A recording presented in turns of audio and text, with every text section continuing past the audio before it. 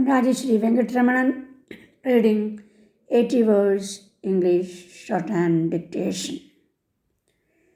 Okay, I think you are all practicing very well, and all the dictations you transcribe it to English also. Okay, the trade union movement started with the blue collar factory workers but was gradually extended to white collar clerical staff and later to supervisory staff and in some cases even to the managerial employees. To begin with, trade unions were confined only to factories and other profits making organizations.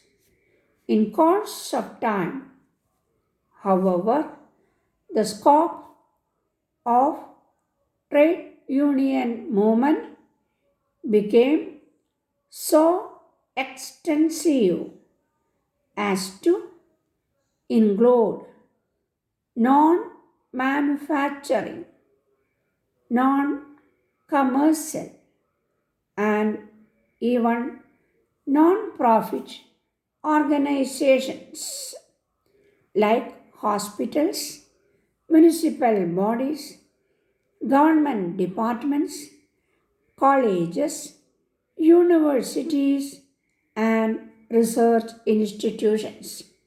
The concepts of oppression and exploitation that were relevant during the early days of trade union movement have become largely irrelevant under the changed environment, at least in the urban industrial sector. Apart from this, labor legislation has become a major work to ensure the protection welfare of the industrial workers. May I refer to your letter dated 21st July defending the Minister of State of Law and Justice who made certain false allegations against me.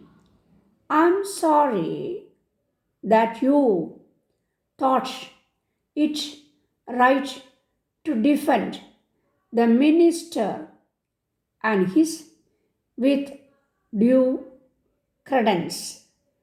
I have no desire to prolong an unfortunate controversy.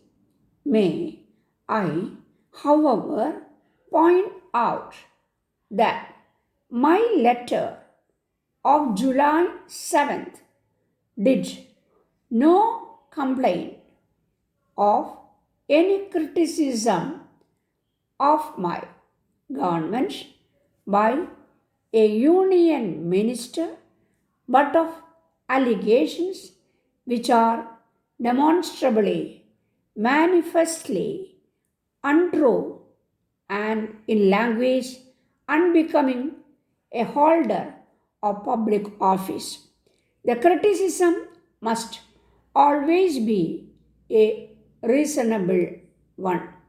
He alleged at the conference of the Bar Association of India that the persons recommended for appointment as judges and as Chief Justice of Karnataka had been discovered by the Government of India to be close relatives of Karnataka ministers.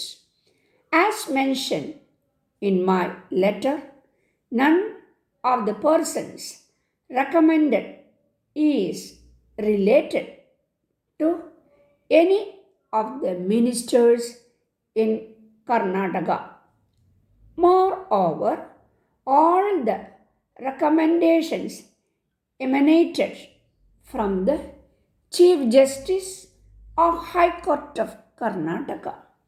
Both the governor and I concurred. I have already forwarded to you the letters of the Chief Justice giving the details about the competence of the persons whose names be recommended. If nonetheless the government of India had any objection to any of the names, it might have communicated to us. It did not for almost 1.5 years. Instead, a grave and factually false accusation of impropriety in the making of the recommendations was made belatedly in public speech. Surely this cannot be characterized inordinate delays in judicial appointments. This criticisms has also been made by the estimate committee of the Lok Sabha recently and admitted by the House.